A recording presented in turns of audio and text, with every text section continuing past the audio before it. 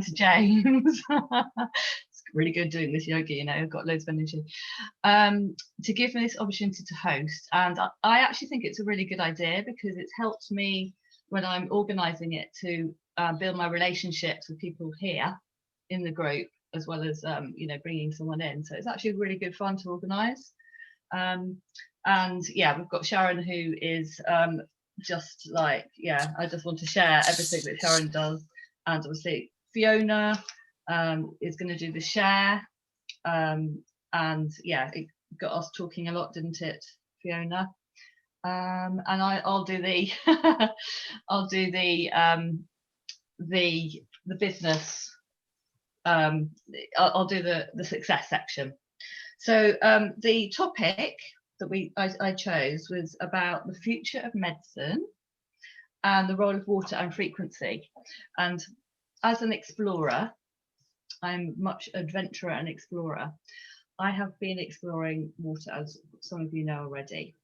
And through that journey, I have actually discovered the whole thing about energy, more about energy and more about frequency, and just dived into it more, because water is a holds and stores and transmutes energy and frequency. And so, you know, as someone quite new to all this,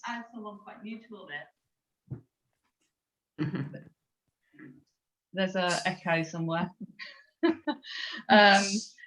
You know, this is how I came across this quote: Einstein, "The future of medicine will be frequency."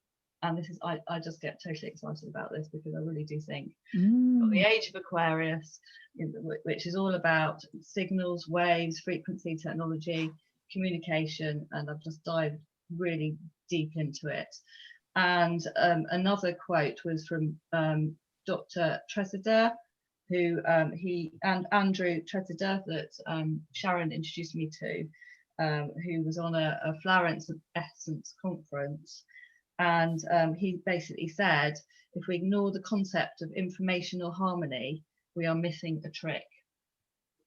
I really do think it is a key. So this whole thing about frequency and the water, the role water plays to hold that as well, because we are all water as well, and water's all around us, we're all connected. So that was the context of why I wanted to do really this thing. So basically I asked Nancy, she does water meditations, and she actually does it in the Thames as well, and blessings. So she very kindly recorded. We were very good. We did all this technical stuff with her on. So we'll start with a meditation. It's 15 minutes, and then we go into well, it'll have to just be 10 minutes, I think. And then we're going to Fiona, and then we're going to the success section. We'll do 10 minutes meditation. Okay, so let's go on this one.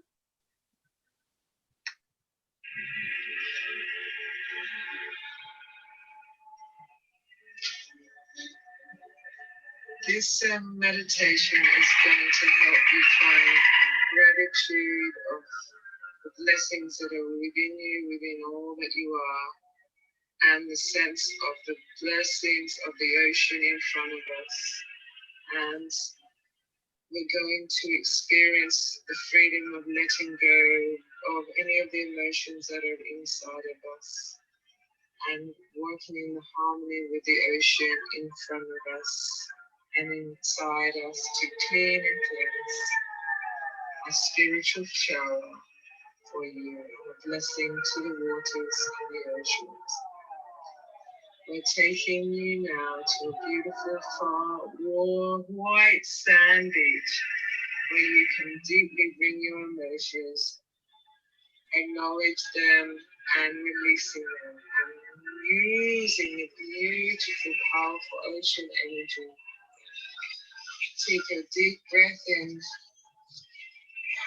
and as you deep breathe out, allow your body to relax and becoming more calm. Deborah, sorry, I'm going to have to cut in. I think that the sound quality is too variable. Are you there, Deborah? Yeah. I'm so sorry that the sound quality is just a little bit too hit and miss. I'm just gonna take over, if you don't mind, and I'll be about 5 to 10 minutes. Are you okay with that? I think 5 minutes, Prav. Deborah, are you there? Yeah. No worries, no worries. Deborah, are you okay with that? Okay, Yeah, great, I okay. think everyone was So sorry about that, but so lovely. Sorry, say that again, Deborah. might be your signal. It might be your signal at you, Praveen, I'm not sure. Oh, I think we're all getting that. It's Okay. a very, yeah. Yeah, we all are, I think. Yeah, it's very hit and miss, but that's lovely that Nancy made that effort. I'm so sorry that didn't We come can share quite it. through. Yeah. So if we can all just take a few breaths, and as always, I do this just as much for myself as I do. I share that with everyone else. So just take a few breaths from your belly area. And it's just to release and let go really of the day, whether you've had a nice day or maybe a stressful one, a busy day, really doesn't matter. And just to kind of welcome everyone in on behalf of Deborah, who's very kindly hosting for this evening. And really just to prep everyone so we can all kind of get in sync with each other and really get into that sweet space, that sweet spot that we all know and love, that allows us to bring out the best in each other and the best in ourselves. So just a few more breaths. And know that you're safe and you're in a safe space and you're amongst friends.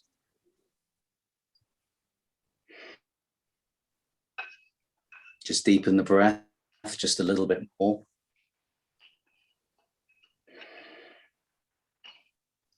And if you can just slow it down a little bit as well, that would be great.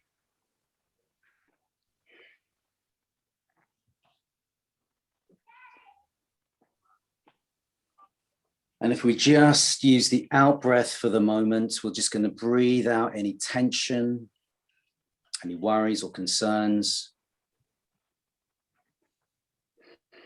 anything that you've been dealing with over the last few minutes, the last few hours.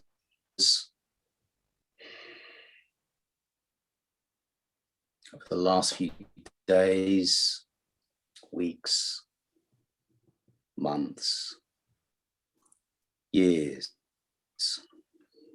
doesn't matter. Just use the out breath to breathe these things out.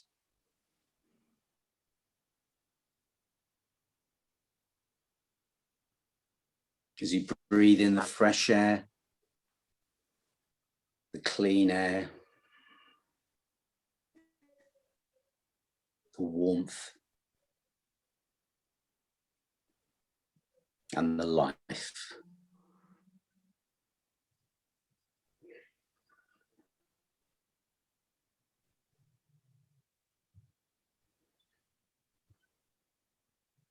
And just very briefly, as we're about to go on this ride together for a short period of time, Deborah is steering the way. I'd like us to see ourselves on an incredible, beautiful ferry. And we're on the river, we're on the water. And we're flowing in the right direction. Keep the breathing going. It's the direction we're all wanting to go in. Currents taking us in the direction we want to go in.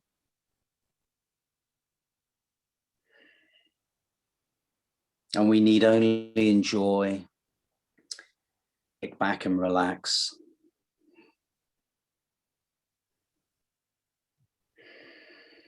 See the sights. Share anything we want to share.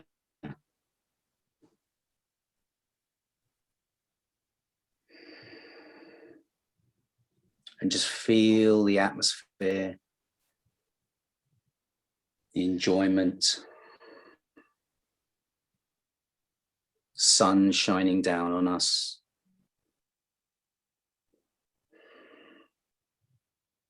And the worst of it, the worries are all in our past now. And we've only the good times ahead of us now. As we flow along the river, onwards and upwards, together, forever.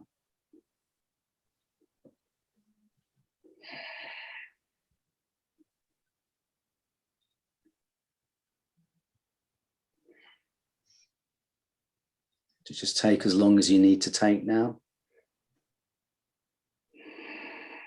Just keep the breathing going. I give thanks for all of you being here, taking time out of your busy schedule. I'm going to hand you back to Deborah. And you can just open your eyes whenever you're ready.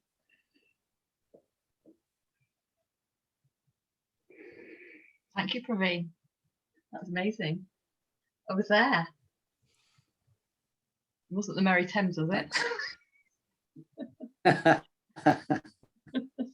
That's your imagination. It's up to you. Me and the Merry Thames have got a good relationship being a kayaker. Oh, amazing. That was just such a good one, Praveen. Well done. Thanks. Okay. So, Deborah, yeah. can we have a copy of that meditation? Yes, I'll put, yeah. Thank you. It's an audio, so we can absolutely get that because she spent 15 minutes doing that for us. So we will definitely do that.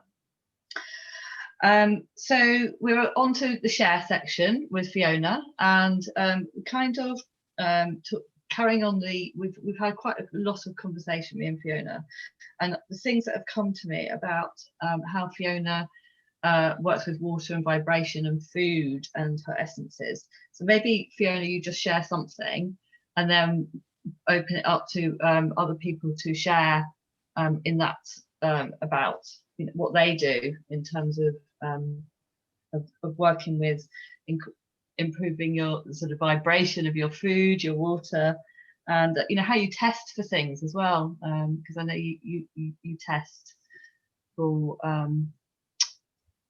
using muscle testing and things, so it might be quite interesting to open it up and to do a share from that. Yeah, sure. So anyway, are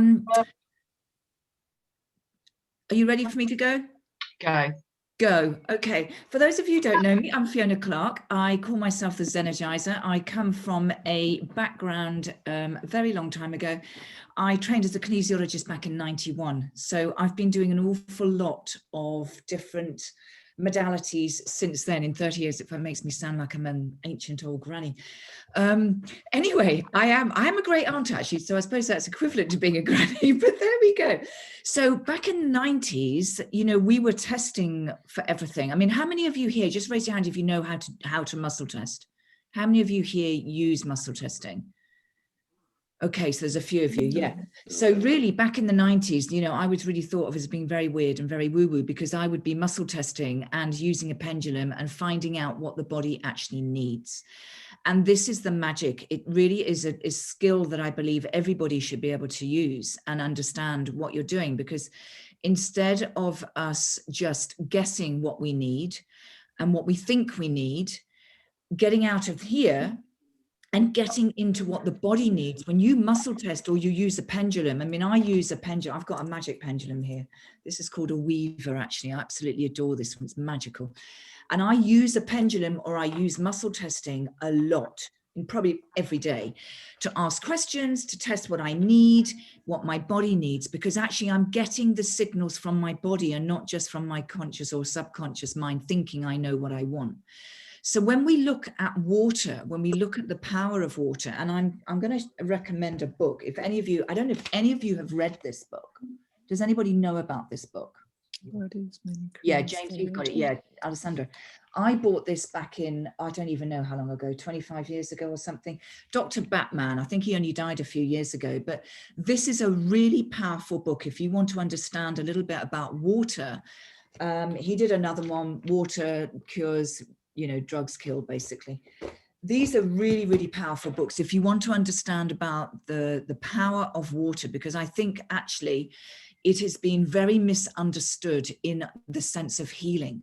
He has used water to heal the body from anything and everything. And he really does put out that point that actually most of the issues that we have in our body come from dehydration.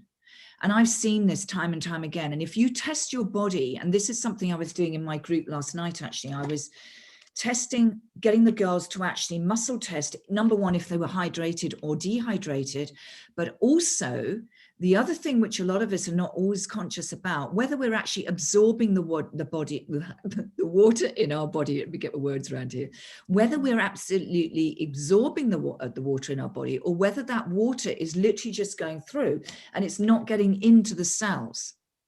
So if you're interested, I can share with you how you can do that, because I think it's really important. Number one, we have an understanding of the signs of dehydration, because actually when you are thirsty, you are on the last sign of being dehydrated in your body.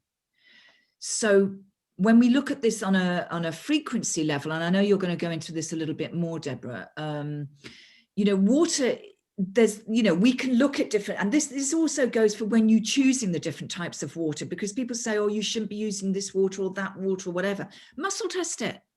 Just test it for yourself, because we know also with Masaru Emoto's book, if you know Masaru Emoto, he's the Japanese guy that actually did the frequency testing on different types of water from all around the world, but also our thoughts and what we're putting into our water.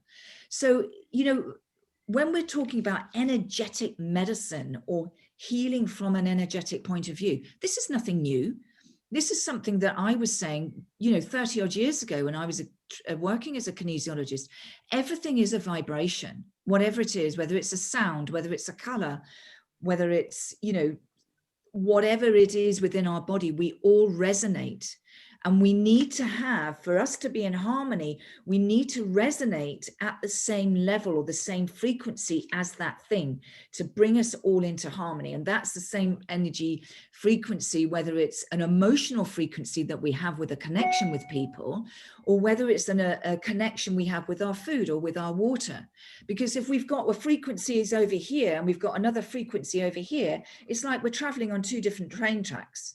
And we're never going to meet. So what our intention is always for us to be in that place of neutrality and a place to heal, we need to have this frequency on the same vibration for us to be in our power. And that's what we're looking at more and more. And this is where you can use muscle testing. You can use a pendulum if you so wish. You can also then tune in. Are you drinking enough water? Because what he says in his book, which is fascinating, all pain actually is a dehydrated problem in many ways.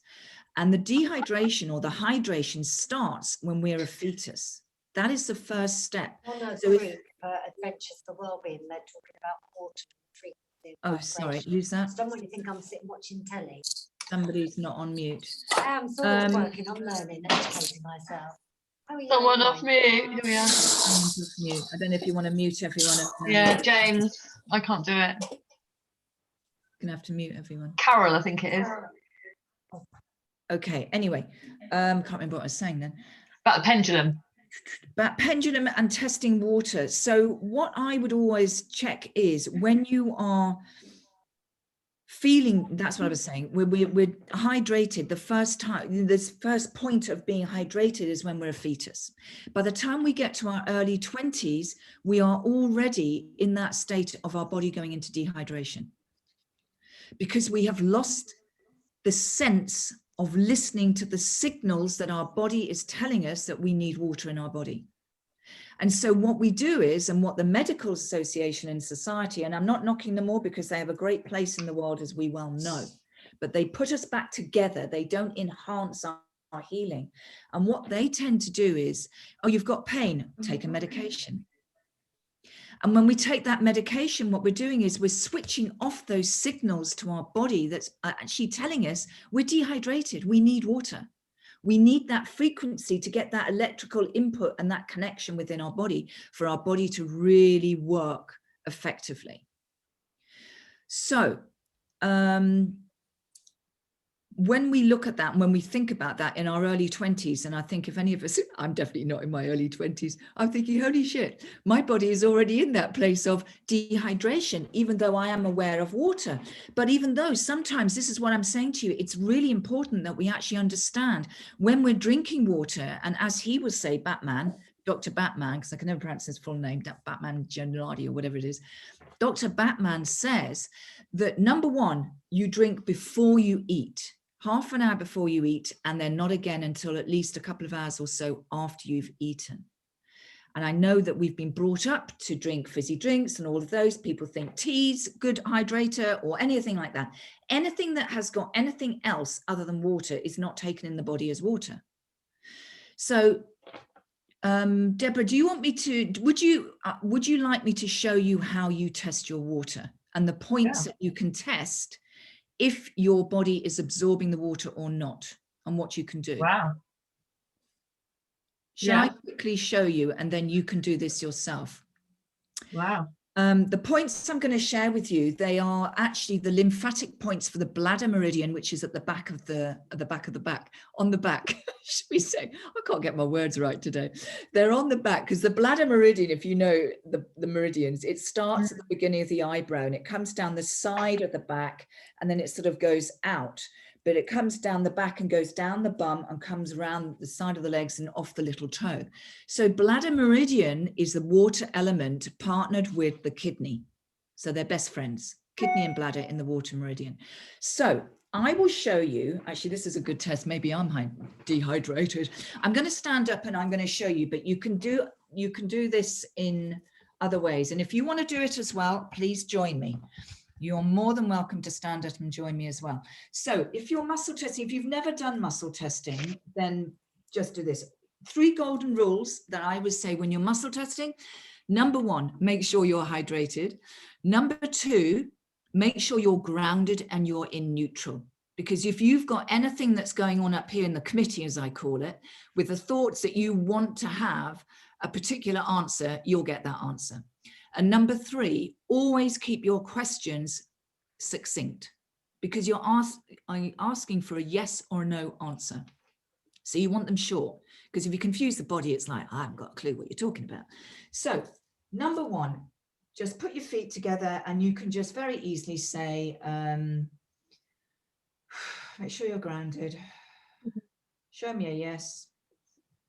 And my body will go forward for a yes. Show me a no. Okay, whoa. Now, some of you, because there's always exceptions to the rule, the majority of you will go yes for your forwards for your yes, but some people will go backwards for your yes. That's just the way it is, just like we have left, right, left-handed and right-handed. Now, once you've got that and you've practiced that, you can put anything on your body to test it.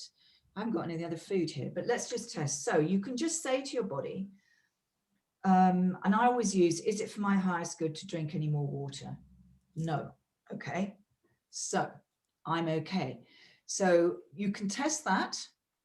Now I'm going to ask, is my body absorbing the water? No. All right. Now you can easily, there's 2 ways that you can test. You can actually change the energy in your body so that your body is going to absorb this water.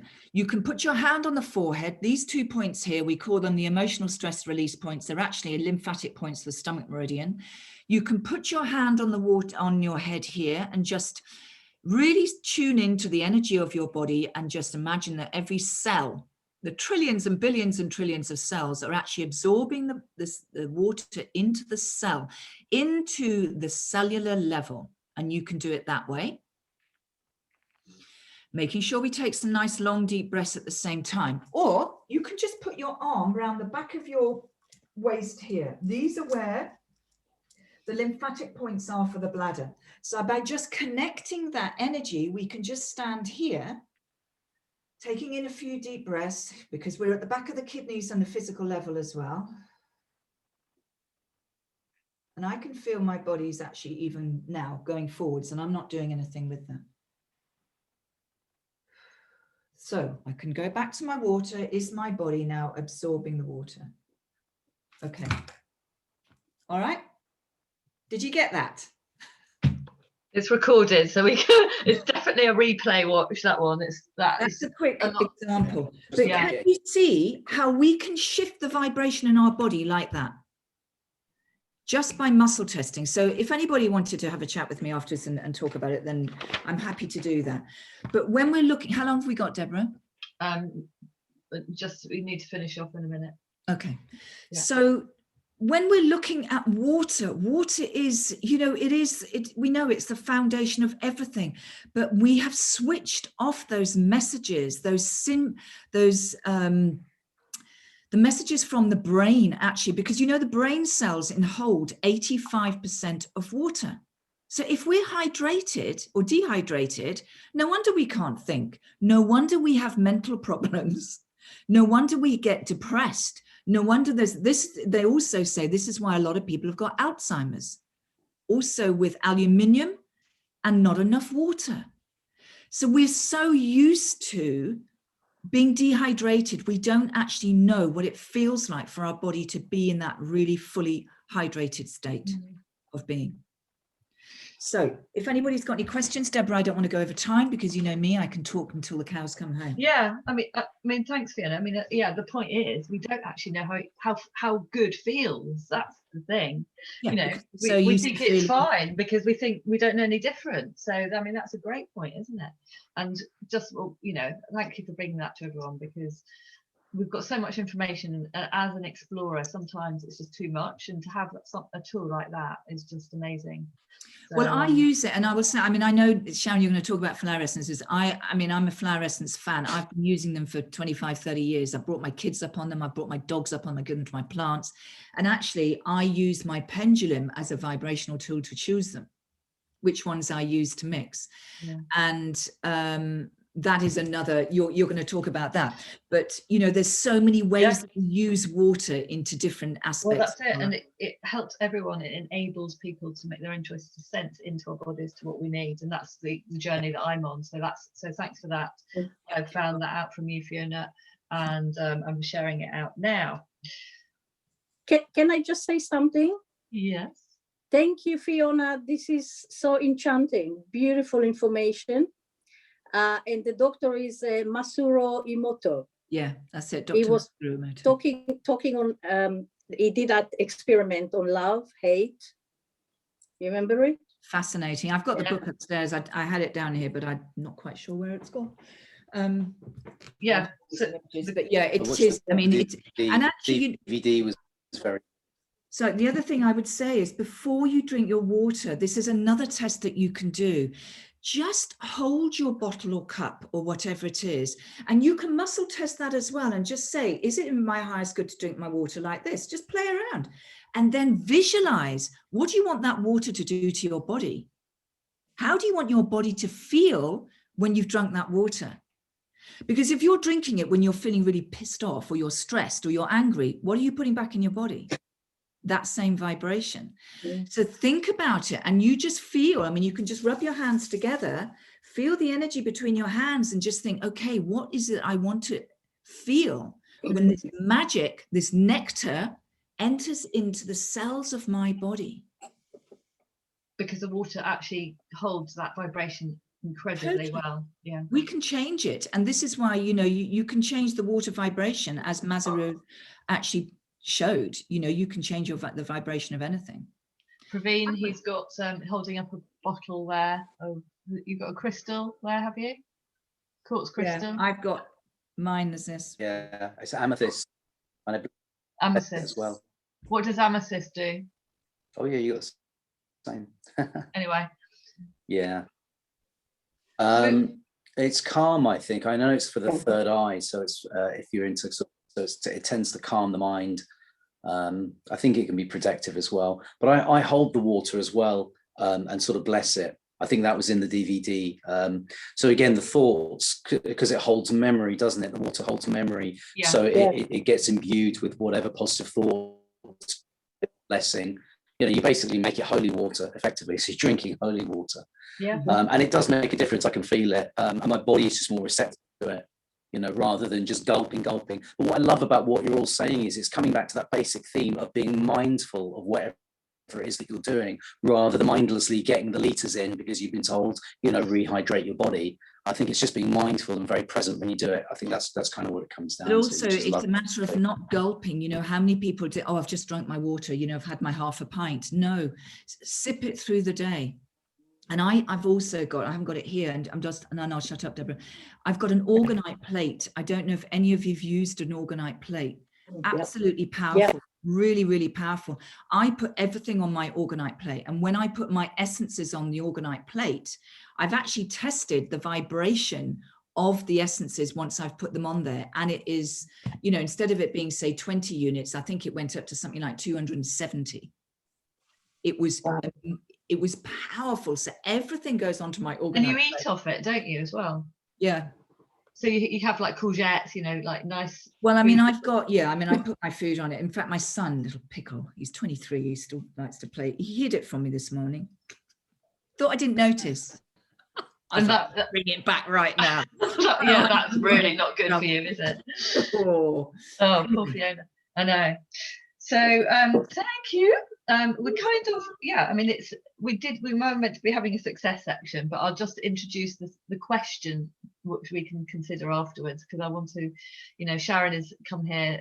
We've got half an hour for Sharon, and we really do need to share what she has to say. But I mean, we're all water. Our actual cells, our molecules that we're made of is 99% water, and so it's something for you to think about afterwards.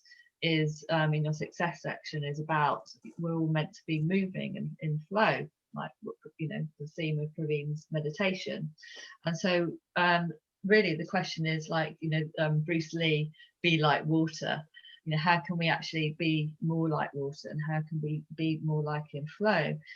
That means feeling completely energized with nothing blocking us. It means letting go and trusting and surrendering and receiving as well.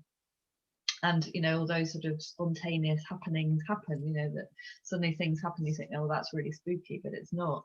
You're actually going with the flow. And, you know, you have to create boundaries and protect your boundaries and energy to do that, like in a river with banks, so that you can flow. So just have a think about, you know, when you're in your week, how can it be more in flow? How can you overcome any blocks that are stopping you, so you can really feel like unstoppable? So that's my little talk on success. Okay, so I want to introduce Sharon Keeman today. Now, how can I introduce Sharon? Works with energy, works with nature, works with light, works with water. She has worked, resilience. I think it's probably better if, Sharon, if you introduce yourself, and just really, you know, what you do. Also, like, you know, what we were talking about today, what's come up for people that you are working with, you know, what people really struggling with at the moment. And you know, just let us know, you know, how you're helping people, and then we'll, you know, I might sort of jive in at some point with you know, a couple of questions, see how we go. Yeah, great, so here we go. Thanks, Deborah, and thanks everybody. And I just want to say thank you, Fiona. It's your talk, just music to my ears, literally. It's just so refreshing, literally, to hear that conversation around water. And like yourself, I used to work as a reflexologist, and I think I spent 10 years of my life just telling people to drink water. I think that was basically what my job was, because of the chronic dehydration. So but yeah, a little bit about me. Well, my background, I need to start at the beginning, not right at the beginning, because we haven't got all night, but my first career was in archaeology. I was an archaeologist, and that's a really good training actually in the healing arts, because you're trained to have like a forensic mind, and study human behavior, and humans, as we know, are very fascinating, aren't we? So it kind of gives you those certain skills for digging deep, and also to kind of like be able to look at things with a big overview, but at the same time realize that you can also look at things in minute detail. So I think as healers, you know, we kind of, it's quite helpful to have that sort of, you know, you can kind of see these patterns and things, but at the same time be in this state of kind of almost innocent not knowing, if that makes sense. So it sort of keeps that fresh, keeps that energy kind of fresh. So my main work right now is, yes, I work with essences. Quite unexpectedly, I never expected to. I thought I'd be an archaeologist forever, but they kind of came and found me. And when I first discovered essences, I was very, very cynical, incredibly, because you're trained to be cynical as an archaeologist. You don't believe anything until you've seen like that much evidence, and then you go, actually, we haven't got enough evidence yet, you know. So, but it's kind of helpful to sort of look at it from that perspective. My first essence of experience with an essence was actually with a cat. I was cat sitting, and poor cat was very stressed out. I didn't know what to do, and someone suggested try rescue remedy. And I was like, oh God, yeah, right, that's going to work, isn't it? You know, that's just a whole load of old what's names. So, but anyway, I'd asked for the advice. I thought I should go and take it. So I bought some, and blow me down, it worked. You know, before my very eyes, this very stressed out, anxious cat turned into a really relaxed animal. And in fact, the most relaxed I'd ever seen him. So that was kind of beginning of my journey. Back in the sort of early 90s. And since then, as these things do, they evolve. And you, like yourself, Fiona, work with lots of different essences, different ranges, and kind of unexpectedly start to make my own essences. And I'm still in a bit of a state of awe anytime one comes in. So what essences are is, as Deborah has mentioned, basically what they are is, well, you can make an essence with anything. So Fiona was saying everything's vibrating. You know, plants are vibrating, colors are vibrating, crystals are vibrating, we're vibrating, everything's vibrating. And what an essence is simply that essence captured in water. And as we were saying earlier, water has memory. And the way I describe it now is I describe the water, it's a bit like a USB, it's like a memory stick. Okay. If you think about your USB that you use, water's like that. So you can basically put information into that water, and you can carry it around in little bottles and pop that into drinks and give that to people, etc., etc. So we've got this incredibly portable, beautiful, magical substance, which we can sort of download, if you like, information into.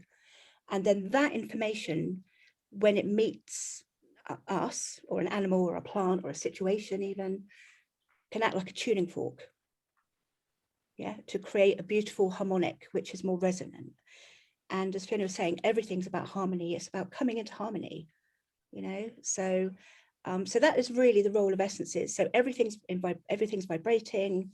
Those vibrations can be captured in water, and we can then, you know, work with that water within the waters in our body. And talk about Dr. Moto, I tend to get a little bit emotional whenever I think about him. I was lucky enough to meet him, and I was actually love to give him an essence. Actually, he came to Southampton, and if you've ever been to Southampton, you know that's quite a big deal, because Southampton is one of those places which has got quite a murky history, shall we say. There's a lot of not so great energies here, and a lot of light workers can't even come and live here, can't even come to Southampton, because it's just like, oh my God, and they're like, Sharon, how can you live there? And I'm like, well, I think having 500 essences around probably has got something to do with it. That's probably why I can actually live here. But a friend of mine managed to arrange for Dr. Moto to come to Southampton, and I was so thrilled because his work demonstrated to the world how essences work. Yeah, because he showed visually, yeah, this is what anger looks like. This is what it looks like, isn't it? Yeah. And it's like, oh, you look at it, you go, oh, and then this is what love looks like. This is what harmony, it's what gratitude looks like. And because he froze the molecules, didn't he? Exactly. Yeah. So he talked to water like love and gratitude, or use words like hate or something, and then he'd freeze them, and then he'd photograph them so that the crystals, so the beautiful crystals would be love and gratitude, and then sort of the hate one was really murky, and there would be no structure or pattern with it, and it looked quite ugly. Yeah, absolutely. And that's really powerful, because that sort of took it from a very out there thing to a more visual thing. And as humans, we're very visual, when we like to have those visuals. So it kind of got it into the consciousness. Like his work helped to ground into consciousness, you know, what the essence people, what we've been saying for a long time. It's actually very much like, you know, coming back to music, just to go from it. When I was an early teenager, I was into heavy metal, like you are, you know, you go through a bit of a phase.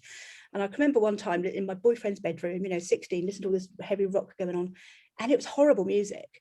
And I could just hear this like going on, and I just heard this little voice in my head going, it works both ways. And around that time, I'd started to learn to meditate, and I'd spent quite a lot of time at the Hare Krishna, the Manor in Watford. And I'd been to the Manor, so I was learning to meditate, and I was learning about chanting and singing. And I kind of thought, wow, so if I'm singing these purified names of God, or, you know, that's informing my body. If I'm listening to this like nasty music, that's informing my body as well. So it's kind of like that. So it's whatever vibrations we listen to or are immersed in will inform the waters of our bodies. And something that Dr. Mota said, he said that when we are born, we are 90% water. Our bodies are 90% water. And then as we age, we become more dehydrated. And he said, actually, death is dehydration. Wow. That's what he said. And he called himself a messenger of water. Oh, I'm getting goosebumps now. He called himself a messenger of water. And I gave him this essence. It was actually an indigo essence. It was a spray. He wasn't very well. It was not long before he died, actually. And what he said to us in the meeting was the reason he was ill was because he was losing the ability to feel love and gratitude. Yeah. So love and gratitude are the most powerful blessings you can put into water. That's basically what he said. So if you have your water, like I keep mine in a copper vessel. I put blessings into there, love and gratitude. You know, and when I run my bath and I have my bath, I'm a bit of a sea creature in the mornings, take a long time to get into my day, but it involves a very long leisurely bath. Love and blessings, love and thank you into the water. Love and thank you into the taps, the water when it comes out the taps. You know, go to the common and see water on the lake. And every time we do that, we raise the vibration of the water, and that raises the vibration of all the water.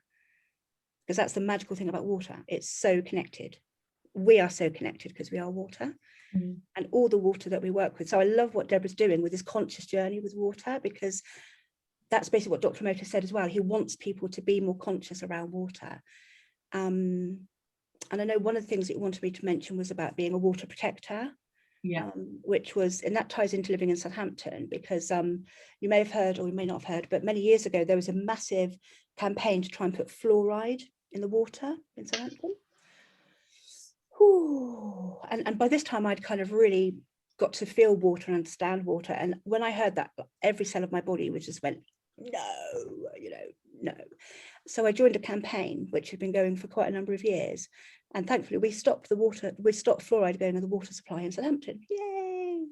So, so I didn't know, you know, before I spoke to you, that fluoride would be like, you know, affecting your pineal glands. Oh yeah, but not just that. It knocks out your thyroid. It's just a disaster for the body. It's a neurotoxin.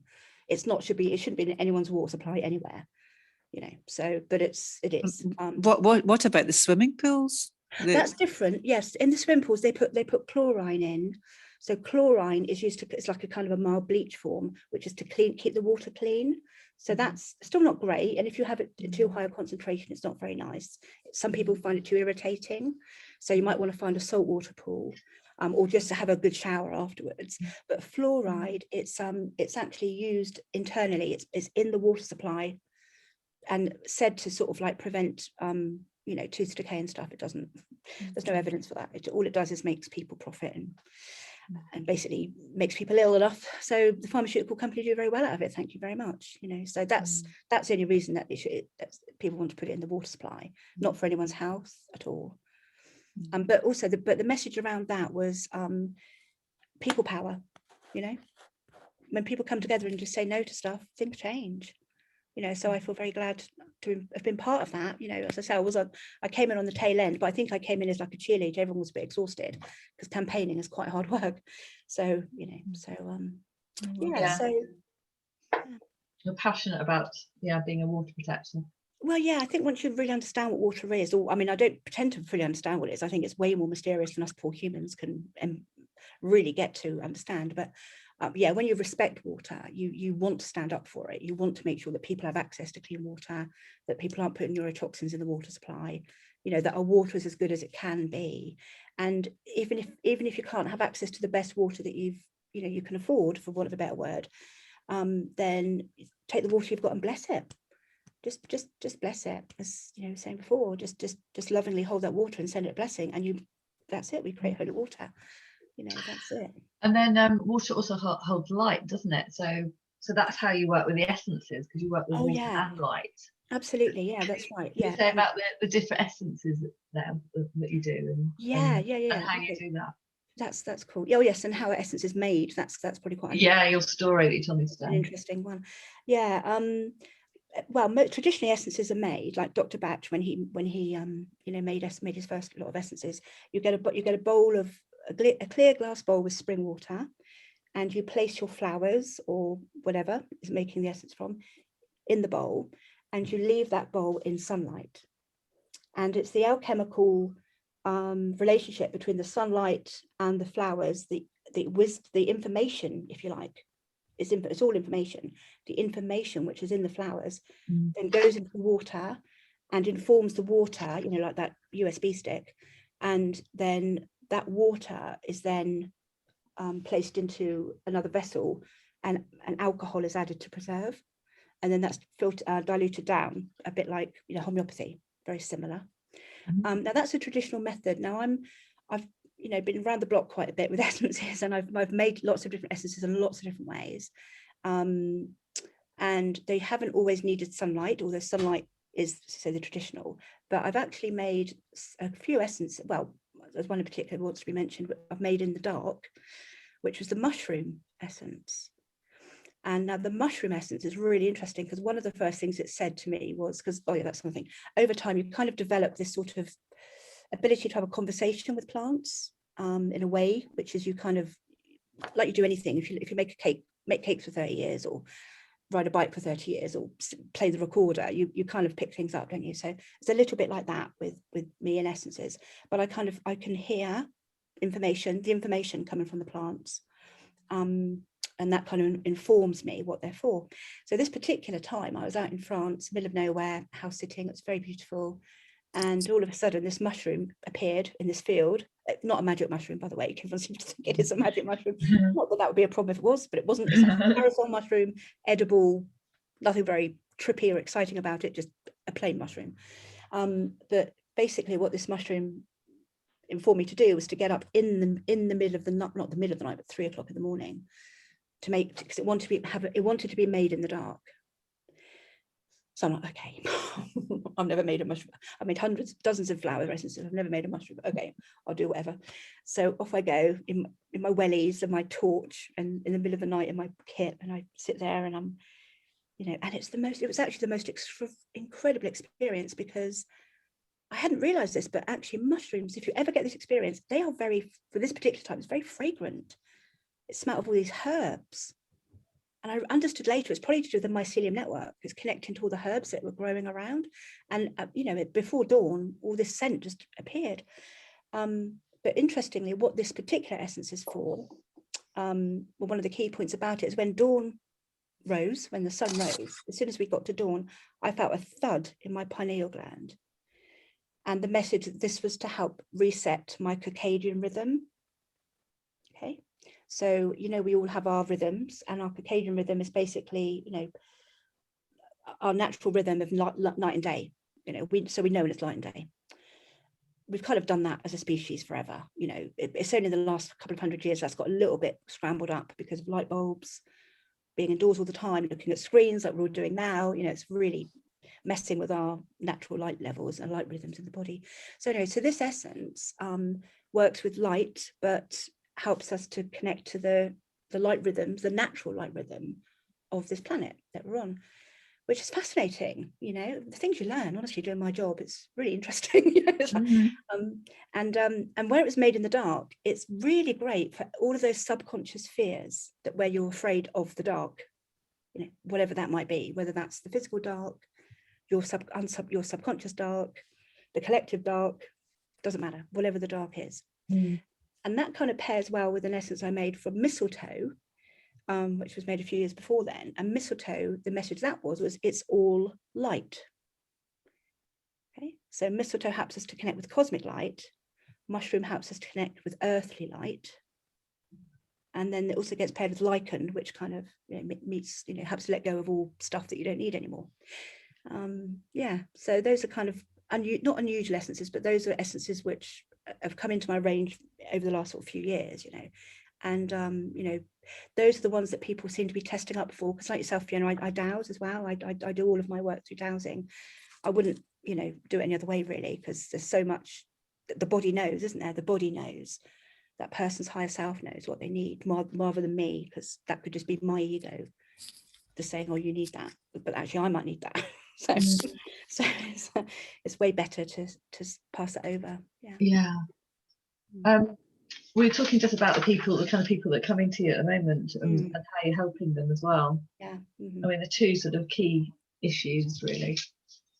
Yeah, absolutely. Well, definitely. Well, at the moment, I mean, there's a lot of collective exhaustion. People are so tired, so tired, really bone tired, like deep bone tired. That's really a big one, and how do we work through that exhaustion? What do we do with that? Because as a culture, we've all been told, run, just keep going. That's very ingrained in our cellular system. So we work with essences to change those patterns, those patterns of behavior first and foremost, and also those patterns of attitude, where we feel guilt or anger at ourselves because we're feeling incapable of doing our life when we're very capable people, but our bodies are just saying lie down. So that's one of the main sort of things that's coming up. And also just people just in quite deep kind of fear and the chaos about things as things are unraveling around them, and all the uncertainty that's happening, that deep uncertainty. People are really struggling right now, with how to cope with that, and how to have a vision for their lives. What is their life going to be like? And there is obviously no answer to that other than if we could draw everyone, Deborah, into a bit of a conversation and I think so. Yeah. What we have been hearing, because it's been amazing, Sharon. And so I just wondered if we could just have some discussion amongst us all in this subject area. So yeah, you'd like to maybe some questions or comments. Yeah, I think so. Just nice to hear what everybody else has to say and what everybody has to think about it. Yeah. You can put your hand up, or you can put it up on the Zoom. I can see everybody.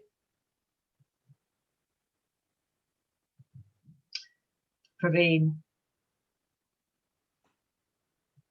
I can see Praveen's hand. I just want to say, Sharon, I love what you say.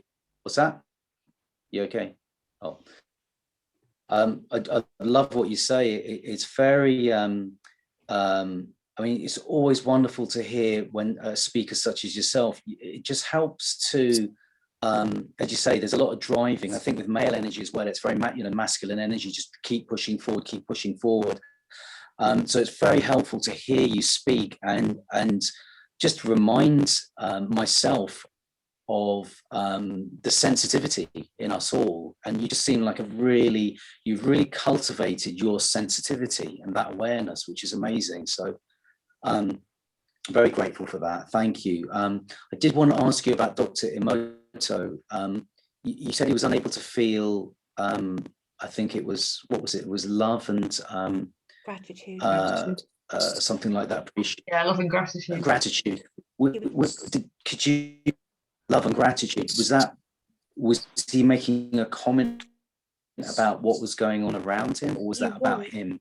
Yeah, he was. Well, what it was he'd been his work had been slated.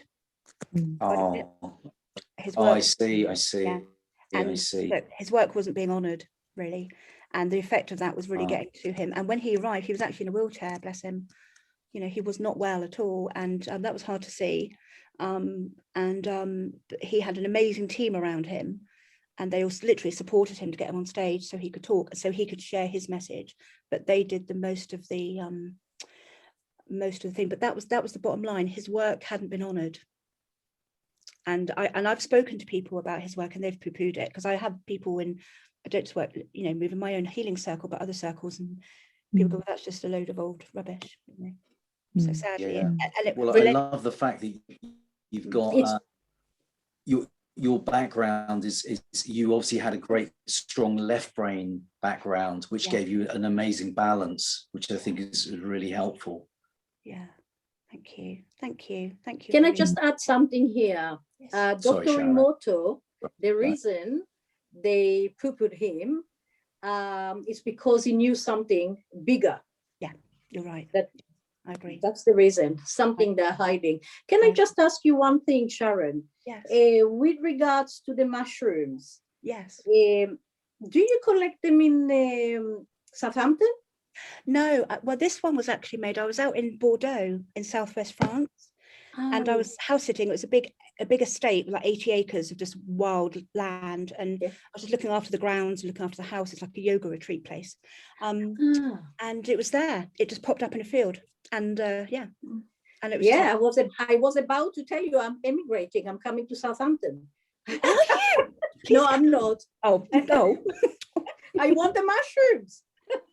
Well, I can send you the essence. You know, if you ever want the essence, then I'll get Deborah to pass my wonderful. details. You can absolutely have the essence and try and let me know. You know, Fabulous. Yes. Yeah, lovely. Thank you. But also, you're quite right about Dr. Emoto, because one of the things he said in his talk as well was what he wanted was to make sure that every child on the planet had a copy of Messages from Water.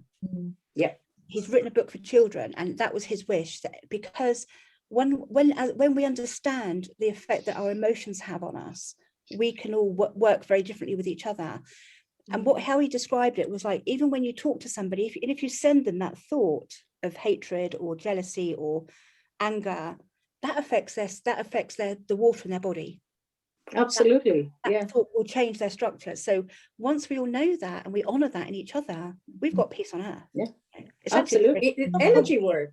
Yeah, it's all energy. It's all energy, and that was his work, and that was, bless him, that was why he that was why he was struggling, because he'd done his work, and he was handing it over to others, but basically his work wasn't being honored. That's it. Which is a shame. Yeah. Which is a big shame, but that's a lesson for us all, isn't it? Make sure we just really honor. Taking the torch from him. Yeah, you're right. Yeah, so yeah. That's what I'm doing. I'm sharing it all out. Good. That's really important. Be a fountain, not a reservoir. You know, just share it. Yes, I'm being a fountain. Oh, I like that. A fountain of wisdom. Can I ask a question? Oh, please do, James. How do people focus on water in your practice? So in your practice, in what you do in terms of bringing health, well-being to your patients, how much is water an important part of what you share with your patients? That's a really, really good question. Well, I currently, because my practice is what they think. What does everybody think about how important is water? Oh, for everybody. Yeah. It's vital. It's absolutely vital. If you test somebody before, and this is why I was sharing in my group about testing if you're hydrated or not, because actually, if your body is dehydrated, you cannot heal. It's like telling a dead plant to pull itself together without giving it any water. So it's the same with us. If we're chronically dehydrated, then any healing that you are going to try to do, if you're not putting that water in there, it can't hold that vibration or that frequency. So that's why people keep slipping back. And this is why when you look at Dr. Batman's work, he wasn't wanted either, because obviously if people thought, oh, you can just treat everybody with water, what would happen to all the drugs? Not needed. So I test people, and this is what I'm doing now before we work together. And also, if you do not, like for, many people who have sessions, and I know all of us who do healing, if you are dehydrated, you will have a pretty, maybe a bad headache. You could feel really shitty afterwards. So this is why when you start, if you start and you test, if you are, number one, hydrated, but more than that, that you're actually absorbing that water, the healing process is so much better. And as a reflexologist as well, Sharon, I can attest for that. I mean, my God, I remember going and having a reflexology session once, and I'd had a few drinks the night before. It was not a good time. It's the most painful experience I'd had at that time.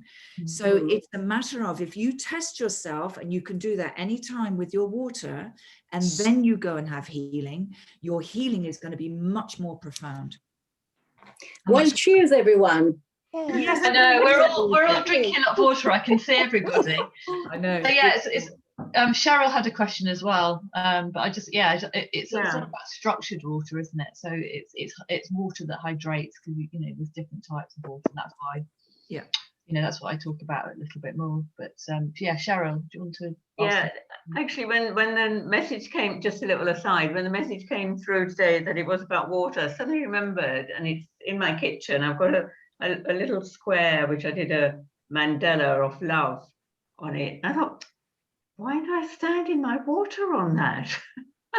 So I just did, and this is it here. So I'm drinking that now. Been standing on it for a few hours now. But Cheryl, next time, just muscle test it before you put it on, just so you see yourself. Sorry, what was that? Sorry? Muscle test it before you put it on there, muscle test it afterwards. Oh, well, I douse. So I have doused water before. I've shown my children how tap water is different to a water that has, I used to have a plate of some sort. I can't remember what it was called.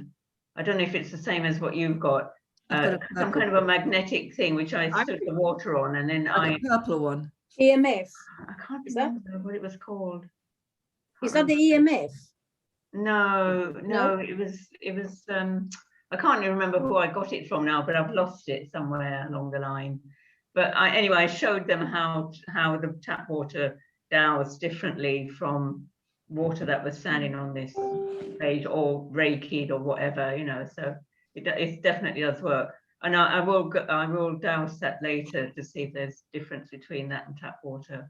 Hadn't thought of doing that today. But what I was going to ask you, Sharon, was you said this, it just popped into my head when you said that the mushroom that you made an essence from, because I've trained in some flower essences myself, the Australian ones. Oh yeah. And yeah, they're lovely. Yeah. I don't use them enough, actually. I must start using them again.